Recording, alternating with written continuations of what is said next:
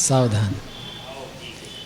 नमो अरिहंताणं नमो सिद्धार्णं नमो आयर्याणं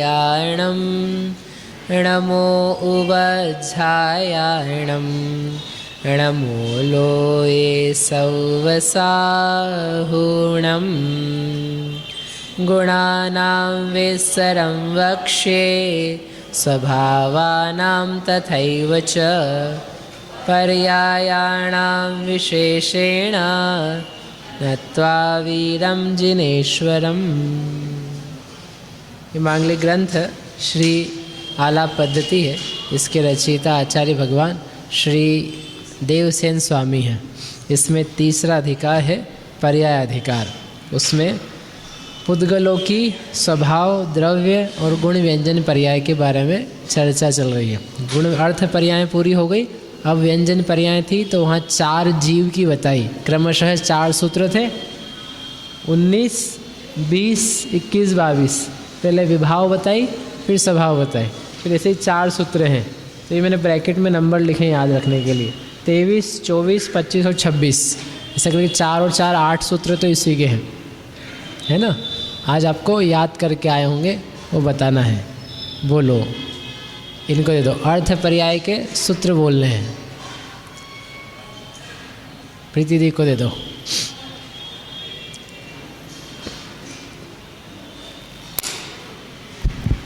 अगुरु से ना, हाँ, सारे अर्थ पर्याय के ना सूत्र, भेद वगैरह। पर्यायः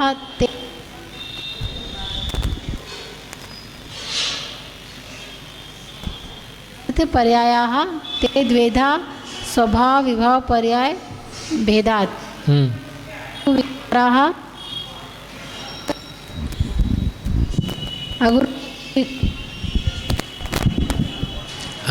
अगुरु लघु विकाराः स्वभाव अर्थ पर्यायाः ते द्वादशधा षट् वृद्धि रूपाः षट् हानि रूपाः अनंत भाग वृद्धि असंख्यात भाग वृद्धि संख्यात भाग वृद्धि संख्यात गुण वृद्धि असंख्यात गुण वृद्धि अनंत गुण वृद्धि इति षड वृद्धि तथा अनंत भाग हानि असंख्यात भाग हानि संख्यात भाग हानि संख्यात गुण वृद्धि असंख्यात गुण वृद्धि नहीं सॉरी हानि हाँ वृद्धि होगी ना पहले। अनंत भाग वृद्धि ही अनंत भाग वृद्धि हो गई, हानि हो गई, हानि ना। अनंत भाग हानि संख्यात भाग हानि संख्यात भाग हानि नहीं, अनंत भाग हानि ही अनंत भाग हानि ही बोलते। असंख्यात भाग हानि ही संख्यात भाग हानि ही असंख्यात गुण हानि ही असंख्यात गुण संख्यात गुण हानि असंख्यात गुण हानि अनंत गुण हानि इति षट् हानि एवं षट् वृद्धि हानि रूपा गेहा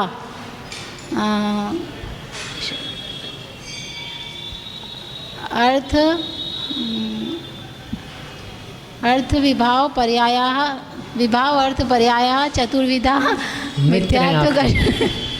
मिथ्यात्व कषाय राग द्वेष पुण्य पाप रूपा अध्यवसाया। ठीक है, इनको दे दो। आगे व्यंजन पर्याय जीव की 4 सूत्र।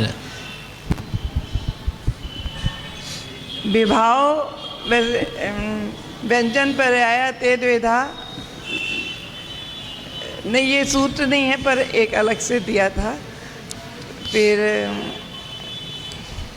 विभाव नहीं, द्रव्य व्यंजन पर्याय चतुर्विधा नर नारकादि पर्याय अथवा चतुर्शीति लक्षा योनियाः। विभाव इसको ठीक पकड़ के रखो अच्छे से। क्या ये ऐसे ही चलेगा? ठीक थोड़ी ना होगा कभी, नित्य है ये।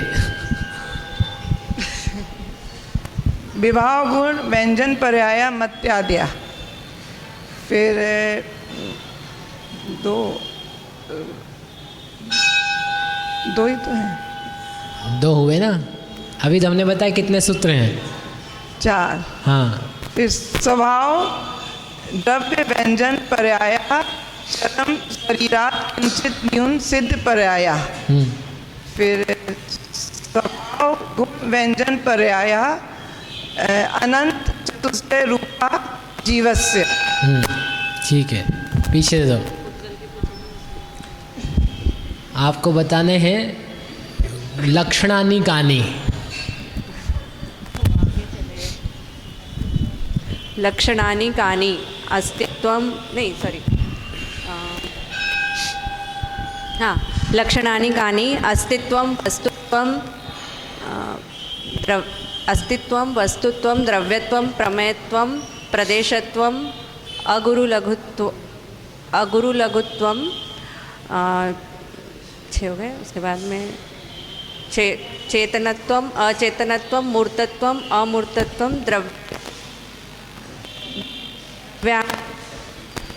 व्यायाम 10 सामना।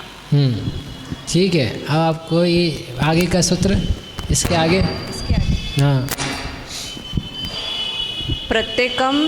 प्रत्येकमष्टो सर्वेषां। इस ग्रंथ की रचना क्यों हुई है? द्रव्य लक्षण सिद्ध्यर्थम स्वभाव सिद्ध्यर्थमश्च।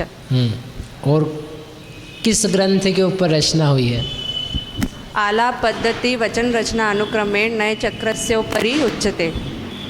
ठीक है, इनको दो। पुद्गल के व्यंजन पर्याय के सूत्र बोलने हैं। पुद्गलस्य तु द्वयो अणुकादयो विभाव द्रव्य व्यंजन पर्यायः। रस रसांतर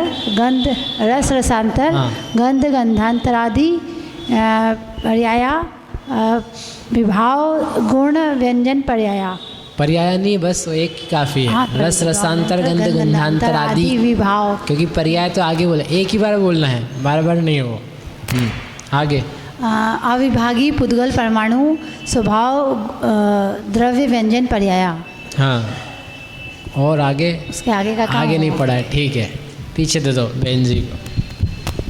बोलो पर्याय से सूत्र। गुण विकाराः पर्यायास्ते द्वेधा अर्थ व्यंजन पर्याय भेदात् अर्थ पर्यायास्ते द्वेधा स्वभाव विभाव पर्याय भेदात् अगुरुलघु विकाराः स्वभावार्थ पर्यायास्ते द्वादशधा षड्वृद्धिरूपाः षड्हानिरूपाः अनंत भाग वृद्धि असंख्यात भाग वृद्धि संख्यात भाग वृद्धि संख्यात गुण वृद्धि असंख्यात गुण वृद्धि अनंत गुण वृद्धि इति षड वृद्धि अनंत भाग हानि असंख्यात भाग हानि संख्यात भाग हानि संख्यात गुण हानि संख्यात गुण हानि अनंत गुण हानि इति षड हानि एवं षड वृद्धि षड हानि रूपा ज्ञेयाः विभावार्थ व्यंजन विभावार्थ पर्याय षड मिथ्यात्व कषाय राग द्वेष पुण्य पाप रूपा अध्यवसायाः। ठीक है, शशि जी को दे दो।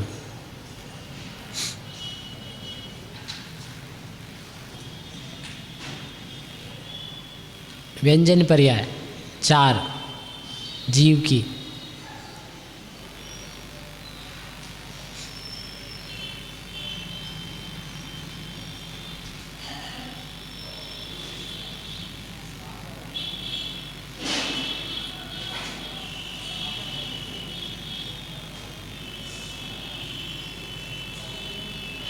कौन सी सबसे पहली? हाँ,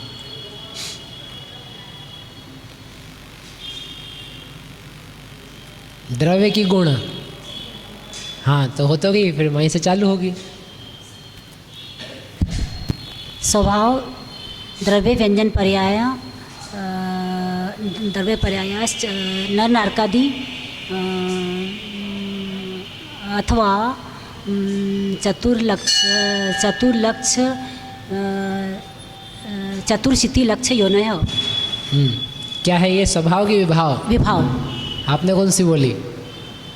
फिर से विभाव व्यंजन पर्यायः विभाव चतुरश्च विभाव द्रव्य व्यंजन पर्यायः नर नारकादि अथवा चतुर्शिति लक्ष्य योनयः और विभाव गुण व्यंजन पर्यायः मिथ्यात्व कषाय राग मिथ्यात्व कषाय राग द्वेष पुण्य पाप रूपा अध्यवसाया।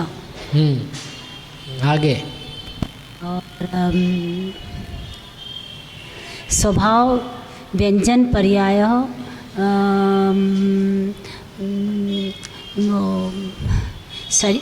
शरीर किंचित न्यून बहुत अच्छी खिचड़ी बन रही है।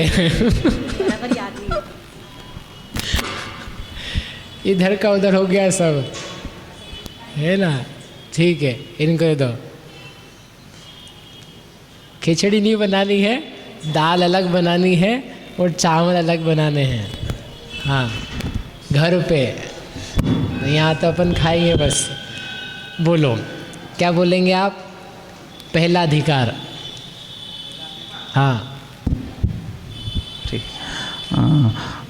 आलाप पद्धतिर वचन रचनानुक्रमेण नए चक्रस्योपरि उच्यते।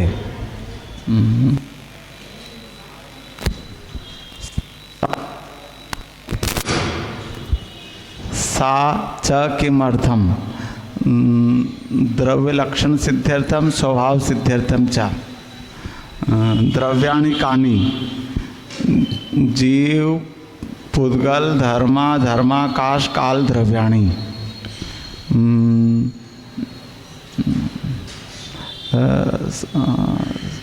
सत द्रव्य लक्षणम उत्पाद व्यय द्रोह युक्तम सत।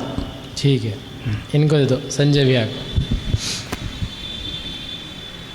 बोलो, पुद्गल द्रव्य के गुण, गुणनी पर्याय।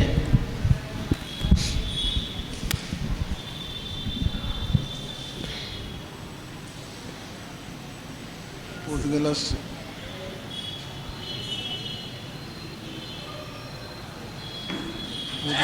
पर्यायस्ते। इसको ठीक करो पहले माइक।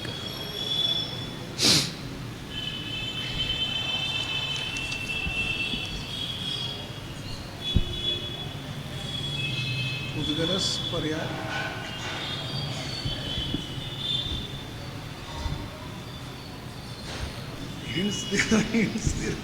पुद्गलस से तो बोल दिया, फिर आप देखो ना कहाँ से चालू होती है। विभाव से कि स्वभाव से, द्रव्य से कि गुण से, ये हिंट है। ठीक है, तो वो शब्द है पूरा। और अर्थ पर्याय की व्यंजन पर्याय तो अपन पूछ ही किसके रहे? पुद्गल की। तो पुद्गल की अर्थ पर्याय तो उन्होंने बताई नहीं थी, अलग से नहीं बताई ना, तो सामान्य बताई है। तो आपको फिर किस पे आना पड़ेगा? व्यंजन पे। तो शब्द बन जाएगा पूरा। पुद्गलस्य विभाव पर्याय पुद्गलस्य द्वि अणु इसको ठीक करो माइक को। पुद्गल द्विअणुकायो विभाव द्रव्य व्यंजन पर्याय और रस रसांतर गंध गंधांतर आदि विभाव गुण व्यंजन पर्याय। अविभागी पुद्गल परमाणु स्वभाव द्रव्य व्यंजन पर्याय। ठीक है, पुद्गलस्य विभाव द्रव्य व्यंजन पर्याय कौन सी है? द्वैणुक काद है, द्विअणुक। वो देखो लिखा हुआ है ना वैसा, द्वि और यह ऐसा लिखते हैं पूरा, लेकिन वो थोड़ा सा मैच कर दे क्योंकि उसके पहले का जो अक्षर है वो आधा है, तो ऐसा लिखा जाता है ना? पुद्गलस्य तू तो हो गया। इनको दे दो महेश जी को। ले तो लो। हाँ, ले लिया। बोलो, जो याद है आपको बोलो। ये तो फिर ज़्यादा इज्जत खराब हो जाएगी। बोलो, एक सूत्र बोलो। याद है आपको एक सूत्र? सत द्रव्य लक्षणम। फिर याद है कि नहीं याद है? हाँ बोलो, याद नहीं है। मंदिर में झूठ नहीं बोलना चाहिए। बोलो एक और। द्रव्याणि कानि। बोलो एक और। लक्षण नहीं आप हेल्प नहीं करो, बता रहे, बोलो। नहीं, वास्तव में कुछ नहीं पता है आपको, वास्तव में पता है। जब तक वो सूत्र नहीं आएगा तब तक बुलवाते रहेंगे हम आपसे। सद्रव्य लक्षणम बोला ना आपने, बोलो आगे।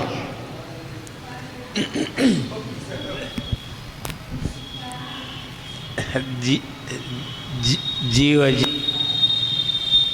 धर्मा काश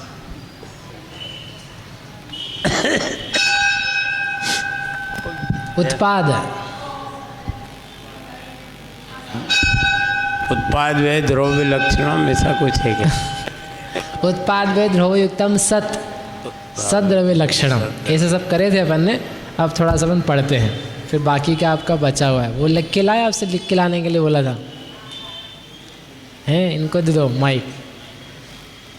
बताओ प्रश्न क्या लिखा हुआ है, सारे प्रश्न बताओ क्या क्या लिखे हैं। अरे ऐसा मत बोलो। हाँ, एक ही पूछा। ये बोल रहे हैं कि एक ही प्रश्न लिखा है, व्यंजन पर्याय को बहुत सारे हैं। व्यंजन पर्याय को जानने से क्या लाभ है? हाँ वो है, उसके अलावा भी लिखाए थे हमने। व्यंजन यही एक ही दिन का थोड़ी ना, हफ्ते भर के प्रश्न है सारे। दे दो गुरुजी को, देखते हैं किसने लिखा है।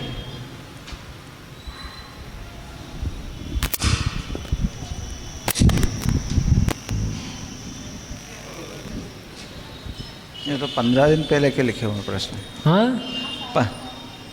15 दिन पहले से लिखे हुए प्रश्न हैं। नहीं, जो हो गए हैं वो छोड़ दो, बता दो। तो शेष आप लोगों को बच्चों जैसा को देना चाहिए, होमवर्क के दिए गए प्रश्न अलग, तो और फिर जो हो गए याद करने के तो सूत्र ही हैं ज़्यादा करके। लर्निंग का होमवर्क, राइटिंग का होमवर्क। एक तो 3 प्रश्न अभी हाल गए हफ्ते में दिए। सूर्य और चंद्रमा में किसकी गति तेज है? हाँ ठीक है। एक पुद्गल की शब्दादि पर्यायों के उदाहरण कौन कौन से हैं? पुद्गल की शब्दादि पर्यायों के उदाहरण नहीं, ये तो आपने खुद से लिख लिया है। नहीं, आपने बोला था फिर बाद में लिखा। अब आप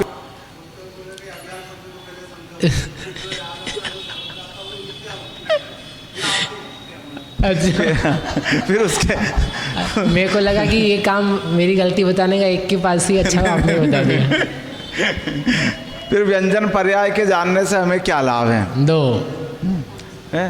और अर्थ पर्याय जानने से क्या लाभ? पहले लिखा कर लिया। और क्या प्रश्न है? हा? क्या है सम्यक दर्शन का? क्या हो गया ना, सम्यक दर्शन के भेद तो बता दिए आपको। 10 भेद बताते थे, 1 2 3 4 5 6 7 आप भी थे। अरे बताया आपने। 85 का क्षेत्र में बता रहे थे। एक भक्तामर्जी का भी था उसमें। हाँ भक्तामर्जी का था। भक्तामर्जी का कौन करके लाया आज? हाँ। इनको दे दो, बहन जी को, नीलिमा जी को। भक्तामर्जी कितने लिखे हैं? 3। हाँ 3 वाली बताने हैं। देव भक्तामर की क्लास कर लेते हैं, फिर अपन पढ़ते हैं। आज प्रश्न क्या था ये बताओ। प्रश्न ये था कि भक्तामर पाठ में ऐसे कहाँ पे लिखा है कि हाँ तो मतलब आचार्य भगवान कहते मैं अल्प ज्ञानी हूँ। बोलो। एक तो एक तीसरे नंबर का है। हाँ। वो बुद्धिया विनापि विबुधार्चित पाद पीठ। ठीक है आगे। और एक 5वें नंबर का है सोहम तथापि तव भक्ति वशान मुनीश कर्तुम स्तवम विगत शक्ति रपि प्रवत्त प्रत्यात्म वीर विचार्य मृगी मृगेन्द्र। तो इसमें बुद्धि कहाँ है? शक्ति। तो फिर 4 बताइए। भी लिखोगे तो आप 4 बताने पड़ेंगे फिर। अब बताओ 4 किसने लिखे हैं? और एक और ये लिखा है अल्प श्रुतम श्रुतवताम परिहास धाम। और 1 बज गया है, पीछे दे दो। एक तो 3rd नंबर का ये बुद्ध्या विनापि, फिर 6th है अल्प श्रुतम श्रुतवताम, और एक 8वां है मत्वेति नाथ तव संस्तवनम मयद मारभ्यते तनुध्यापि तव प्रभावात्। इसमें कहाँ है? इसमें ये सर है नाथ, जिस प्रकार जल की बूंदें भी कमलिनी के पत्तों पर मोती जैसी सुंदर लगती, उसी प्रकार मुझ अल्प बुद्धि द्वारा भी किया गया स्तवन आपके प्रभाव से सज्जनों के मन को निश्चित प्रसन्न करेगा। इस प्रकार का अर्थ मैंने पढ़ा है, मतलब उस हिसाब से मैंने अल्प बुद्धि को। इसमें तनु धियापी, तनु यानी थोड़ी, ऐसा बोलते तनु कन्या, मतलब कृश पतली दुबली कन्या। तो ऐसे ही तनु धी, धी यानी बुद्धि, कुधी सुधी, ये सब पढ़ते ना, अंजन से तारे कुधी, कुधी यानी जिसकी बुद्धि विपरीत थी ऐसा, और सुधी यानी जिसकी बुद्धि अच्छी है। तो धी मतलब होता है बुद्धि। श्री री धृति कीर्ति बुद्धि लक्ष्म्य, तो वहाँ जो बुद्धि में धी बनता है ना, तनु धियापी, तनु धी यानी तनु अल्प बुद्धि वाला हूँ, 8वां कलश में लिखा। फिर छठे में कहा था अल्प श्रुतम, श्रुत यानी श्रुत ज्ञान अल्प है, बुद्धिया विनापी, मेरी बुद्धि नहीं है। वहाँ शक्ति की बात है, 5वां जो आप कह रहे हैं ना, वहाँ शक्ति की बात है। शक्ति की बात नहीं कह रहे हम कह रहे हैं बुद्धि की बात। तो 3 जगह आचार्य भगवान ने ग्रंथ स्तुति प्रारंभ करने के पहले ही अपनी स्थिति भगवान के सामने रख दी।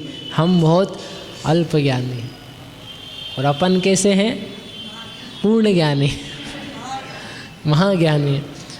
तो भक्तामर पढ़ने से अपनी जो बुद्धि है उसको अपने को समझ में आ जाना चाहिए कि हम कितने अल्प ज्ञानी हैं। अपने जो अहंकार है, केवल ज्ञान यानी शास्त्र ज्ञान ही नहीं है, कलाएं हैं। अपने को खूब कलाएं आती है, खाना बनाना, खाना बनाने में एक विशेष कोई चीज़ बनाना आना, तो उसको लेकर के अहंकार होते हैं।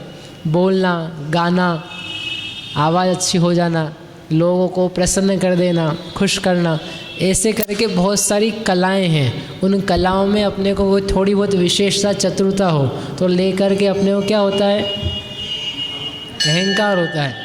और वो इतने महाज्ञानी हैं अनेक कलाओं में, विविधताओं में, द्वादशांग में क्या नहीं आता। और वो सब का ज्ञान होने पर भी वो कह रहे हैं हमें कुछ भी ज्ञान नहीं है। इसलिए अपने अज्ञान को दूर करने का साधन है भक्तामर जी का पाठ।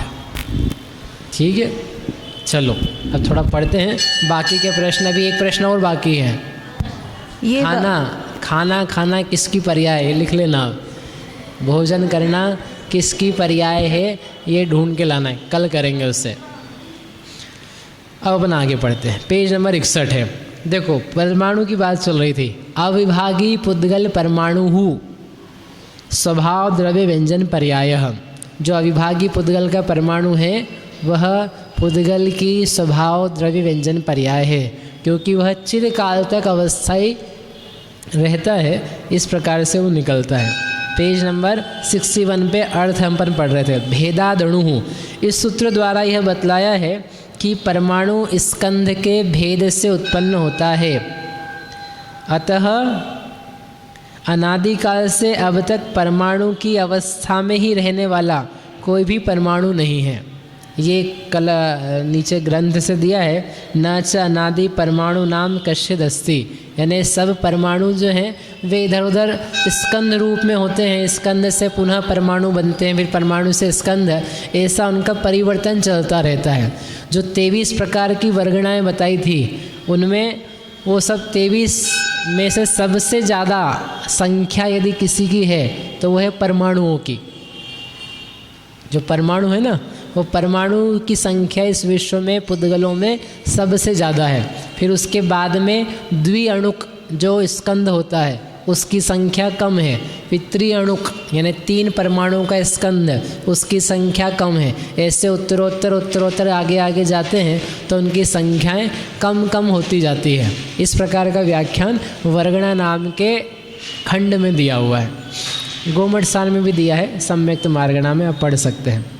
अर्थात ये गाथा दी है, अपदेशो परमाणु पदेश मेत्तो या समय सम सद्दो जो संयम सद्दो जो निद्धो वा लुखो वा दुपदेशादित्य मणुहौदी, यानी पुद्गल परमाणु अप्रदेशी है। अप्रदेशी का अर्थ क्या बताया था, एक प्रदेशी है, इसमें प्रदेश अल्प हैं। अनुदरी कन्या सुनिए आपने, अनुदरी कन्या, सब चाहते हैं कि हम क्या हो जाएं, अनुदरी हो जाएं। अनुदरी यानी उदर, उदर का अर्थ होता है पेट। अनुदरी यानी जिसका पेट नहीं है। ऐसी कौन सी कन्या है जिसका पेट नहीं है? सूक्ष्म नहीं है, बहुत कम है। सूक्ष्म तो ऐसा हुआ कि दिख ही नहीं रहा है भी कि नहीं।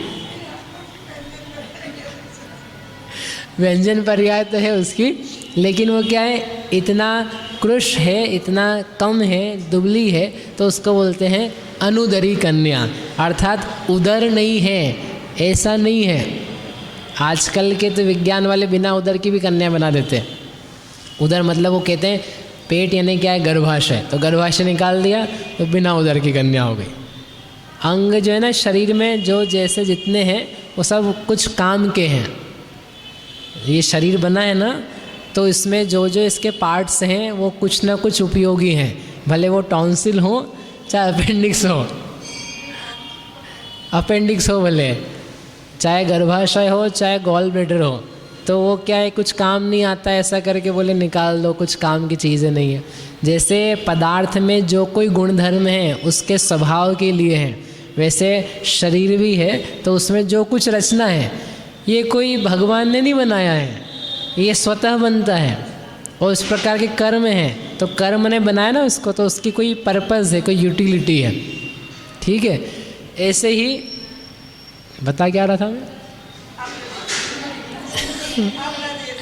अनुदरी जो है ना वो कन्या, तो उसका उदर तो है लेकिन वह कम है, इसलिए निषेध अर्थ में प्रयोग हो जाता है।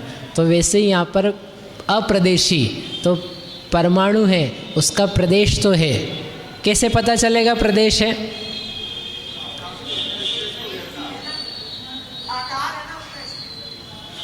प्रदेशत्व गुण है, इसलिए ऐसा कहो।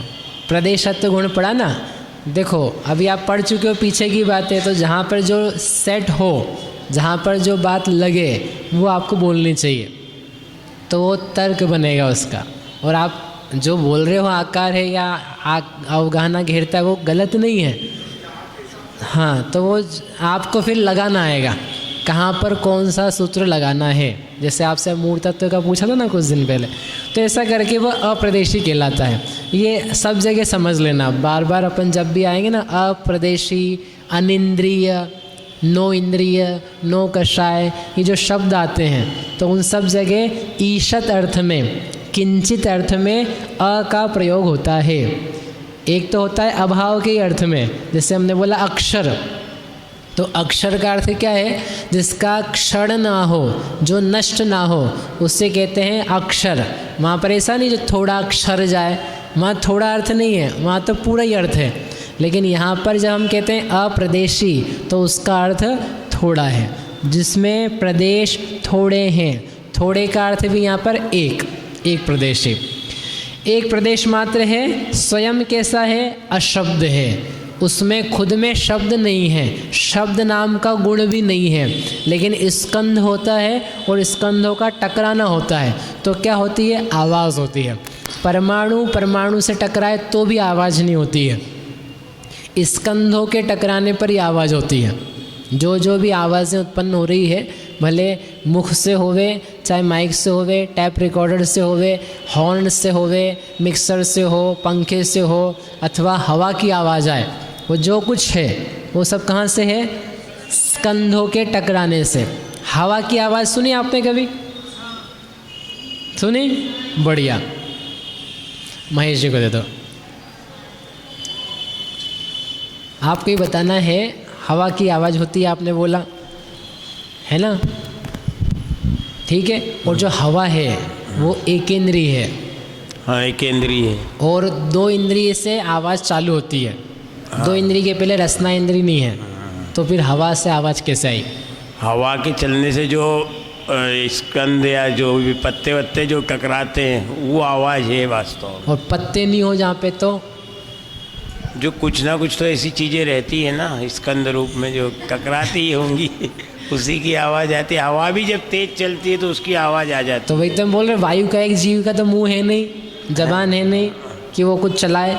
हाँ, परंतु उसका आपस में उनका जो एक इंद्रिय का जो भी शरीर होगा सूक्ष्म, वो टकराता होगा ना। सूक्ष्म थोड़ी ना, बादर शरीर, बादर टकराता होगा ना। होगा मतलब क्या है ना, वो जो हवा की है ना आवाज़, वो हवा के मुख से नहीं आ रही है, लेकिन वो हवा घनाकार होकर के दूसरी घनाकार से टकराती है, तो अपने को आवाज़ आती है, साए साए हवा चल रही है ना। तो वो हवा की आवाज़ यानी टकराने की आवाज़ है, स्कंधों के टकराने की आवाज़ है। इसलिए जो परमाणु है, परमाणु को तो कहते हैं अशब्द। और क्या है, स्निग्धता, रुक्षता के कारण द्विप्रदेश आदि स्कंध रूप बंध अवस्था का अनुभव करता है। कौन? पुद्गल का परमाणु। पुद्गल परमाणु ही दूसरे परमाणु के साथ मिलकर के बंध रूप होता है, ऐसा जानना। इनको दे दो, पूछ रहे हैं वो प्रश्न। आगे एक 85 काय की भी गाथा है परमाणु बताने के लिए।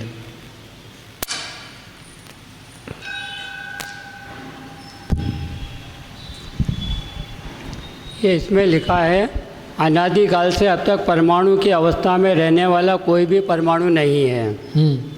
तो इसका मतलब जो मैं समझ रहा हूँ कि परमाणु स्वतंत्र रूप में रहता ही नहीं है। नहीं, ऐसा नहीं कह रहे हैं। परमाणु स्वतंत्र रूप में तो अनंत रहते, इसलिए हमने फिर वो समझाया था कि सबसे ज़्यादा संख्या में परमाणु पाए जाते हैं। लेकिन एक परमाणु है तो वो अभी तक स्कंद रूप नहीं हुआ, ऐसा नहीं है। वह स्कंद रूप हुआ था, तब दूसरा कोई परमाणु रूप था, और फिर उसी का स्कंद से बिखराव हुआ और वो वापस से एक परमाणु बन गया। तो ऐसे परमाणु जितने भी हैं वो स्कंद रूप दशा को प्राप्त कर चुके हैं, ऐसा कहने का अभिप्राय है।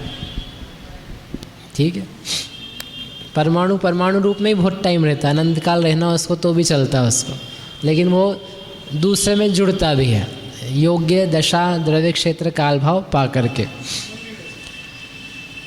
सिंगल तो रहते ना, सबसे ज़्यादा संख्या में परमाणु ही है पुद्गलों में, स्कंद। सवेसिम खंडाणम, जो अंतो तम वियाण परमाणु, सर्व स्कंधों का जो अंत है, यानी स्कंध को करते आधा करते जाओ तो उसका जो अंतिम हिस्सा आता है, तम वियाण परमाणु, उसे क्या जानो? परमाणु जानो। सो वह परमाणु सत्सदो, शाश्वत है। शाश्वत क्यों? क्योंकि द्रव्य शाश्वत होता है। असद्दो, वह अशब्द है, उसमें शब्द नाम का गुण नहीं है। एक को, वह एक है। और अविभागी, उसका विभाग नहीं हो सकता है। मूर्ति भवो, वह मूर्त प्रभव है, यानी उसमें स्पर्श रस गंध वर्ण पाए जाते हैं। वह अन्य मूर्तिक पर्यायों का कारण भी बनता है। अन्य मूर्तिक पर्याय यानी जो स्कंध रूप पर्याय, चाक्षुष पर्याय पैदा होती है स्कंधों की, परमाणु पुद्गलों की, वह उस पुद्गल परमाणु से होती है। परमाणु में यदि वैसी शक्ति ना हो तो स्कंधों में भी उस प्रकार का कार्य देखा नहीं जा सकता है। इस प्रकार से ये कहा है। ए पदेशो वि अणु णाणा खंडप देशदो होदी बहुदेशो उवयारा तेणय काओ भणंति सौवन्हु। ए पदेशो वि अणु, अणु कितना है? एक प्रदेशी। नाना खंडप देश दो होदी, और अनेक स्कंध के प्रदेश रूप से भी होता है, इसलिए उवयारा उपचार से उसे बहुप्रदेशी कहते हैं। और इसीलिए तेण यानी इसीलिए काओ सौवन्हु भणंती, सर्वज्ञ भगवान ने उसे काया भी कहा है। वो जो 80 काय की बात थी ना, तो यहाँ पर चूँकि अनेक प्रदेशात्मक होने की उसमें शक्ति होती है और वो अनेक प्रदेशात्मक हो जाता है, इसलिए उपचार से। क्योंकि स्कंद एक द्रव्य नहीं है, ये जैसे हमने कहा जीव बहुप्रदेशी है, तो वो तो अपने आप में एक बहुप्रदेशी है, लेकिन ये पुद्गल द्रव्य बहुप्रदेशी ऐसा कहा, तो यहाँ पर तो है ही अनंत। अनंतों को मिलाकर के हमने एक संज्ञा दी है, तो ये क्या है? उपचार है। जैसे जीव पुद्गल मिल कर के एक हैं, ये रियलिटी है कि ये उपचार है। क्यों है उपचार? क्योंकि दोनों का इस प्रकार का भी संबंध है ना, दोनों में इस प्रकार की एक अवगाहन संबंध, संश्लेष संबंध पाया जा रहा है, इसलिए उपचार से यह देह जीव है, उपचार से जीव देह मिलकर के एक हैं। ठीक है ना? जीवो व्यवहारणो भासति जीवो देहो यहोन्ति खलु एक को। व्यवहार नए से कहते हैं कि जीव और शरीर ये एक हैं। खलु, खलु यानी वास्तव में एक है। अब जब एक है तो कौन से नए से एक है? कौन सी अपेक्षा से? व्यवहार से। व्यवहार तो बहुत प्रकार का होता है, सद्भूत कि असद्भूत। असद्भूत तो यद्यपि असद्भूत है फिर भी उन्होंने कहा खलु यानी वास्तव में एक है। तो वो असद्भूत के सारे कथन कैसे कहलाते हैं? उपचार के कथन। वास्तविक नहीं है परंतु किसी प्रयोजन से उस प्रकार का कहा जाता है। समझ में आई बात? हम घर में रहते हैं, ये घर पत्नी बच्चे हमारे हैं, ठीक है, सही है सब। व्यवहार से नहीं, अब दूसरे शब्द में पूछ रहा हूँ, सही में कि उपचार से?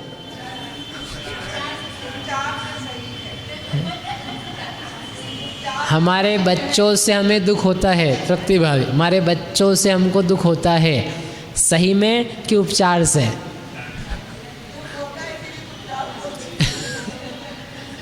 उपचार से दुख होता है उनसे, वास्तव में कर्मों से दुख होता है। उपचार से कि परमार्थ से? उपचार से। लेकिन उस उपचार की अपेक्षा से कर्मों से दुख होता है निश्चय से, और कर्मों से दुख होता है वह उपचार है, तो अपने परिणामों से अज्ञानों से दुख होता है ये निश्चय।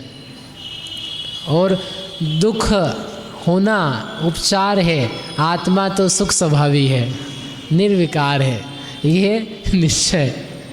अब आप कहाँ अटके हो ये आप देख लेना।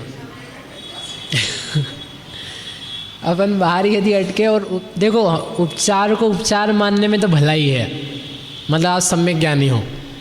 आप यदि उपचार को उपचार मानते हो यानी औपचारिक कथन है, फॉर्मल कथन है, एक्चुअल नहीं है, ये घी के घड़े जैसी बात है, या ये घर आपका ही है ऐसा किसी को हम बोल देते हैं उसकी जैसी बात है, तब तो आप सही सोच रहे हो।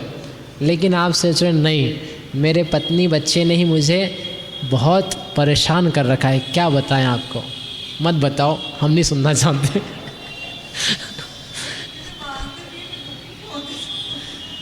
मानते नहीं, हम फिर राग से दुखी होते हैं। देखो वो सब जो बाहरी साधन हैं वो सब क्या हैं? राग के, द्वेष के, नौकर्म हैं।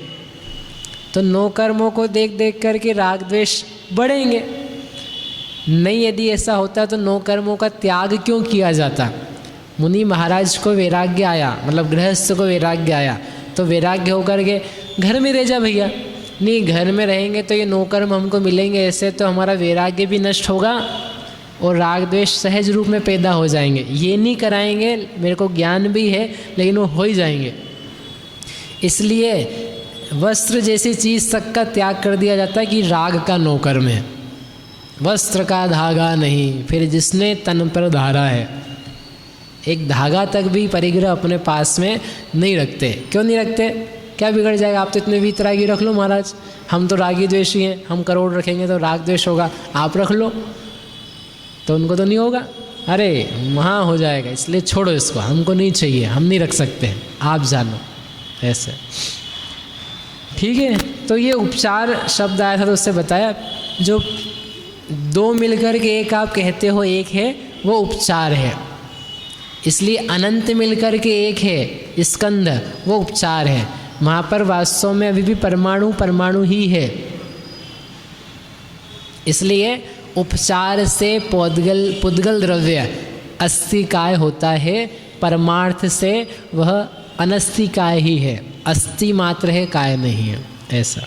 चलो, क्या पूछना है आपको? जल्दी बोलो। ओहो गजब हो गया। आप लोग बोलोगे कि उपचार भैया हमको छोड़ दो, घर जाके उपचार के काम करने। जैसे शब्द होगा तो उसको फिर स्पर्श गुण की पर्याय बोलेंगे? नहीं, शब्द जैसे आप बोले आप वो द्रव्य व्यंजन पर्याय बोलते हैं उसको। द्रव्य की पर्याय, उसके लिए कोई गुण नहीं कह रहे। से दही है, दही बन गया, दही किसकी पर्याय है? दूध की। नहीं, दूध की तो है, मतलब द्रव्य बताओ, द्रव्य पर्याय किसकी? पुद्गल द्रव्य की। तो पुद्गल द्रव्य की कौन से गुण की पर्याय? द्रव्य। तो द्रव्य व्यंजन पर्याय कहते हैं अपन। उसका स्पर्श, रस, गंध, वर्ण सब तदनुरूप ऐसा हुआ। तो ऐसे जो शब्द है वो इस प्रकार का स्पर्श, रस, गंध, वर्णात्मक हुआ कि उसे शब्द कहा जाता है। उसके लिए कोई गुण एसोसिएटेड नहीं है, कोई विशिष्ट गुण नहीं है उसके लिए अलग से।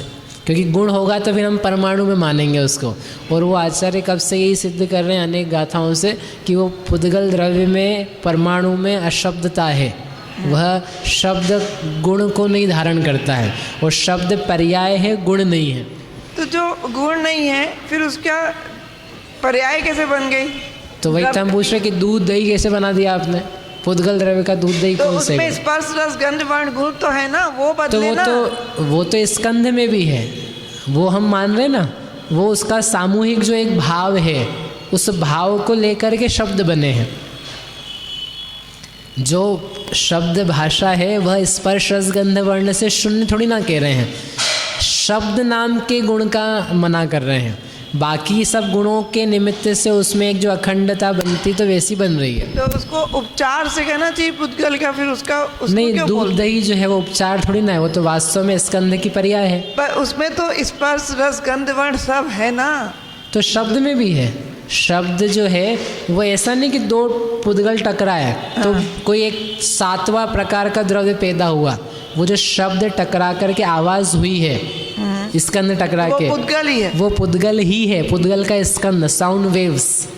और उसमें स्पर्श रस गंध वर्ण चारों हैं। साउंड वेव्स के कलर होते कि नहीं? साउंड वेव्स के कलर होते हैं कि नहीं? होते हैं ना। तो कलर हो, रंग हो गया, टकराती है कान से, स्पर्श हो गया। और रस भी होता है। मीठे शब्द सुने कि नहीं आपने? मीठे रस से भरी, मीठा भी, कड़वा शब्द सुना कि नहीं कभी?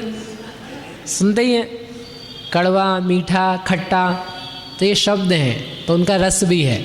और वर्ण लगा लेना, वर्ण बता तो दिया, क्या बचा? स्पर्श रस गंध, गंध भी उसमें अनिवार्य रूप से पाई जाती है। ऐसा, इस प्रकार से ये पुद्गल की बात है। द्रव्य ही पूरा शब्द, मतलब द्रव्य पर्याय बोलते हैं। शब्द इसलिए अपन ने द्रव्य व्यंजन पर्याय में 10 कहे ना, शब्द बंध सूक्ष्म स्थूल लिया, तो उसमें शब्द को लिया था द्रव्य व्यंजन पर्यायों के अंतर्गत। ये उद्योत दिख रहा है, ये क्या है? ये वर्ण की पर्याय नहीं है, ये सफ़ेद रंग नहीं है, ये व्यंजन पर्याय है पुद्गल की, स्कंद की। इस प्रकाश की पर्याय नहीं मानेंगे। प्रकाश क्या है? पुद्गल। तो वही तो पुद्गल जो है वो प्रकाश जो पुद्गल की पर्याय है। प्रकाश पुद्गल की पर्याय है। और ये प्रकाश के विविध प्रकार हैं, पर्याय नहीं है, ये प्रकार हैं।